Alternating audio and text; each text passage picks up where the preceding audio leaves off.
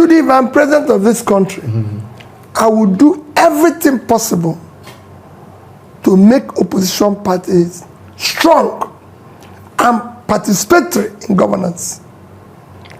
What we should be doing now is bringing the country together, bringing other ideas together to work. It's very critical. But if very important. But if you believe that your party is a strong, if a president, for instance, believes that his party is the strongest party to rescue the country, and he believes that his opposition's ideas are damaging, why should he be helping them be strong? Listen, it's about democracy. Okay. No one party, anything, have monopoly of ideas or suggestions that can make a society work. The more you bring everybody together, the more we discuss it, the more we consult, the better result. Right. So there's no way I will make sure opposition parties are stronger. I'll make sure every section of Nigeria is strong. We'll bring everybody together so we can talk. What we should be doing now is directly opposite to what we should be doing. The parties should have been coming together to talk about existential problems facing the country today. Right. So you're saying you don't share the adversarial view of opposition? No, not at all. I work with the opposition. As governor, Trudy had the entire House member from a different party. The 3 senators representing the state from a different party. The House of Rep members from a different party. I was the only person from one party. And but it led to impeachment. No. Initially. Right. Not initially. I was impeached within the first 6 months. It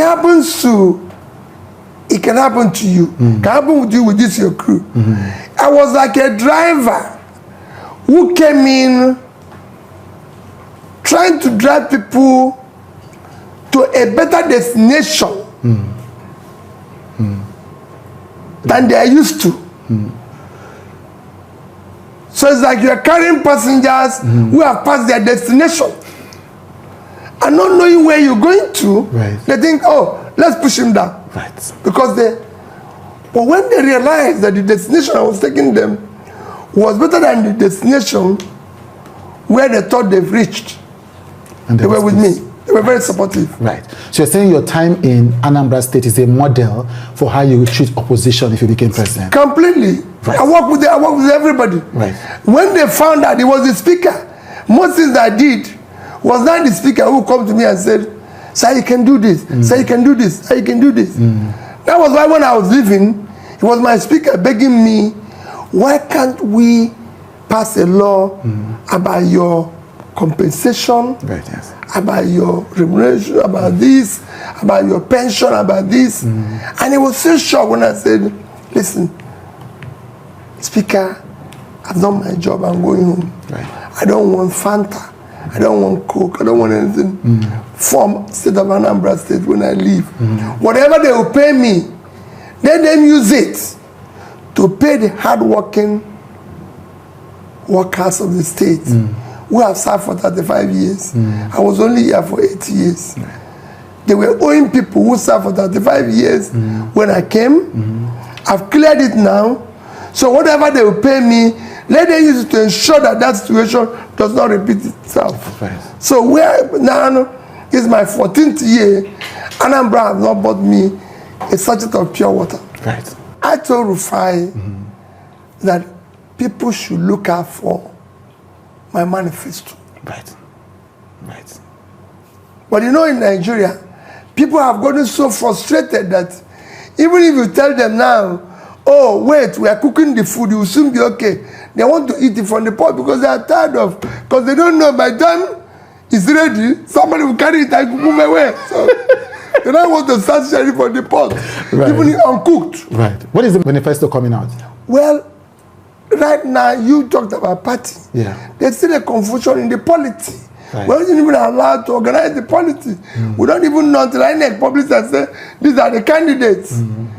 It's when INEC said these are the candidates, election is going to start so campaign, then we start talking about a manifesto, handouts, this. If you start doing them now, who knows? Right. Tomorrow, The way they are going now, truly. Yes. So there's a possibility you may not be a candidate based on how. Not even a candidate. I might not even be alive. I'm telling you. We have 35 million people whom they've classified will be on the hunger list. You saw it. And we are not talking about it. It's not news. Rather, we are talking about who becomes senator, who becomes president, who become... Any other country would have abandoned everything and talk about how. So why do you think President Tinubu is not doing these things? Is it possible that he has no compassion? He's a father, he has children. Whenever I talk about issue of capacity and compassion, people don't understand it. Please explain. I have served. Go and ask people who are in Anambra. It is fire. Let me tell you one of the stories, people. In a place called Abatete, in Anambra State, a young girl who was very brilliant, lived with a hostel in a school owned by Reverend Sisters. So they put off light. The girl went to read with a candle. And that place got burnt. The building got burnt. As he was burning, everybody was crying. 4 a.m. children arrived there. They were already, oh, this girl is brilliant, but this girl has done this. I took the girl and said, don't touch the girl. I will rebuild this house. Which if you go there now, they won't even believe what I did there. And gave the girl scholarship. She's a medical doctor today. We must care. We must do things different. So the president doesn't care? Well, if you say caring is when they keep people in jails, you come to the airport and they bring the mothers and you tell them there's no light. No. I will do it differently. You will do it differently. I'm desperate to see Nigeria work. I want to see a society where a child of nobody can be somebody without knowing anybody. And I want to create it. Go and ask everywhere I've passed. I have never one day, as governor, as the vice chancellor of a university, or any university, take somebody who is not qualified. As chairman of corporations, I've not been involved in employing anybody. I believe that we must create that society where people's talent, hard work, sacrifice will match up the opportunity. Right. Let's talk about the current party. There seems to be some rumblings in the party. Candidates who are unhappy, you've issued statements telling them to calm down. The chairman of your current party, former Governor Seriake Dickson, has come out on TV and he seems to be beleaguered. He praised you, but in the same statement, attacks one of your strongest allies, my sister Aisha Yusufu, and then also, while praising you, seems to attack your followers, the obedience. That seems to be internal wrangling. No, there's no internal wrangling. Okay. You see, this is the family, the political family. Okay. And there's at times maybe one or two little issues and everything. And it's been addressed and managed. I can tell you, we're all together. We're a family. And we remain a family. There's no family, truly, that have remained all smooth. People say it's not too soon for this family to start having issues. Even husband and wife, one after wedding. Immediately after wedding. I want to talk about two ex-governors that have publicly challenged you. One is Dave Umahi, Minister of Works, challenged you to a debate after you criticized the state of Nigerian roads. Are you going to accept the challenge for the debate? Well, number one is that what I did is that I started the debate already by standing on that road and saying this road is bad. Right. So the only reply would have been, the road is good. But I thank him. He's now repairing the road. Right. So the debate is closed. There's no other thing to debate. Okay. If he now wants debate, yes, inviting me as a presidential candidate for a debate, he has to go and become a presidential candidate first. Right. You don't stay, the World Cup is going on now. You don't stay outside and say you are inviting the teams that are inside the qualified to do World Cup to come and play with you because you're good. No. There's a qualification. Right. I'm a presidential candidate. Another presidential candidate participates in debate all over the world. Right. It is the top one.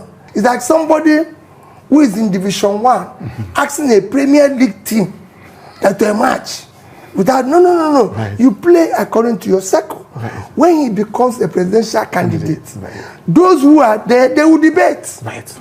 My debates now with him have ended because he's doing the road, and I appreciate that. He's an engineer, not an engineer. I've never claimed to be one, but I know that this road is bad. And that's what I said, that this road is a major artery that carries people. And let me tell you, as governor, I'm very close to Dr. Chris Ngige. Right. And I always say he's my respected elder brother. Yes.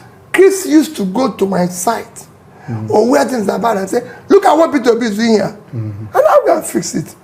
In fact, a school in his village, you told me what is wrong with the school. And I said I'll visit the school. By the time I arrived at the school, he was there waiting for me. Showing me things that are bad, and I did it. That's governance. That's why I say we're doing this politics as if it's war. He showed me things that are bad. That's it.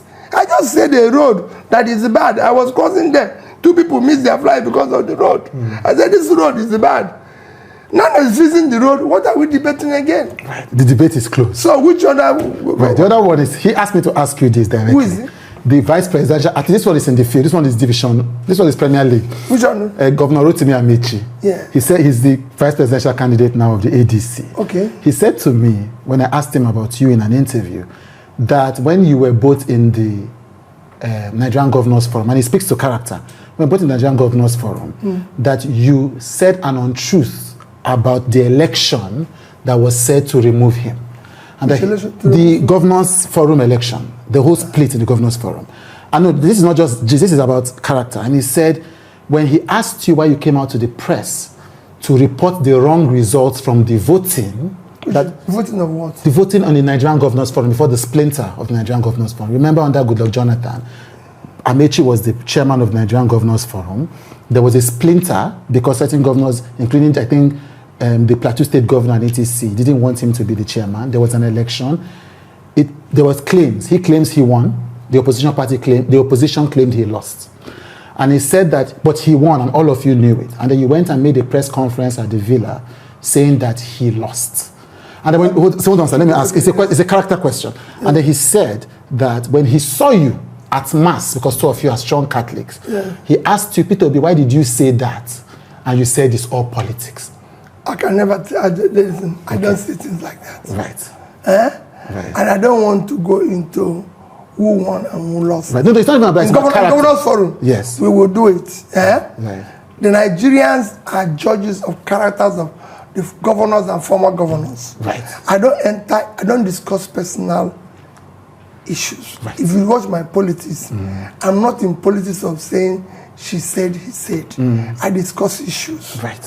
And it cannot be, we cannot be talking about character or no character. Okay. It is for Nigerians to judge. They know the characters of all of us. They know the behaviors of all of us. And they know who is likely to tell truth and who is likely to tell lie. Right. So don't go and bring all those matters. No. Nigerians knows all these things. Right. You know, people like to, so. Right. He told me to ask you, so I'm asking. No. If you ask me and I've told you, leave that to Nigerian public to decide. Whatever I preach is what I do. Right. And that's how I live. Right. That's why when you speak about character, I said, let the people judge. Let those who know me judge my character, my mood, my everything. Right. And so that track record of character and capacity is what makes you the best candidate.